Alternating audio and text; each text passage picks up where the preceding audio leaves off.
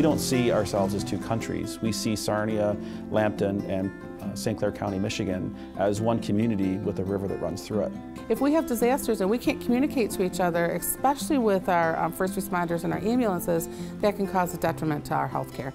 The Canada-U.S. Enhanced Resiliency Experiment is designed to improve situational awareness and information sharing between the two countries. The first scenario is designed to test interoperability and broadband with sending paramedics in ambulances to and from both countries. Well, to and from the hospitals, we can directly in the United States talk to our ambulances, but unfortunately any ambulances coming from Canada, we cannot talk to directly. They're on a different system, so they're like in a dead zone.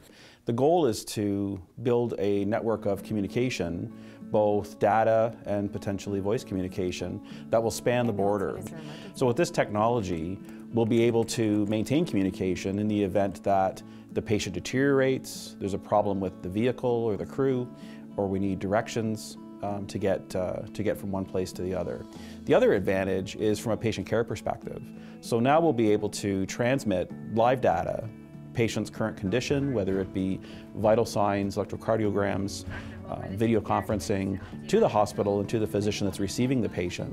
So when we get there, they'll be better able to manage the patient, they'll have a lot more information and be ready for them when they get there. We are in between the two countries. We are a speed bump in everything that happens as people are crossing the border. So with emergency managers, it's very important that we get them through as expeditiously as possible, but not hampering any security for the United States. We can do a pre-vetting for those people. During the cause for experiment exercises, we're going to run their information through the system, checking for a threat assessment. The officers will do a quick validation. Once that is done, the officers will indicate that they may proceed into the United States. So looking back on the experiment, obviously I think it was a resounding success. Where there's a lot of firsts that were done.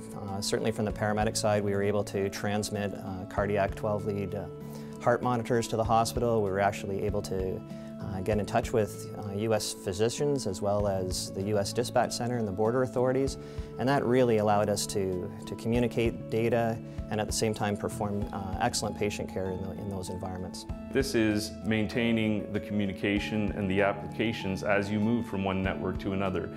Normally roaming doesn't support that.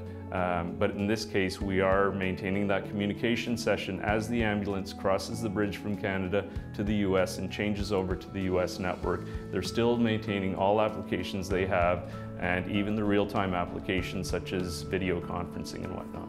What happens in a disaster?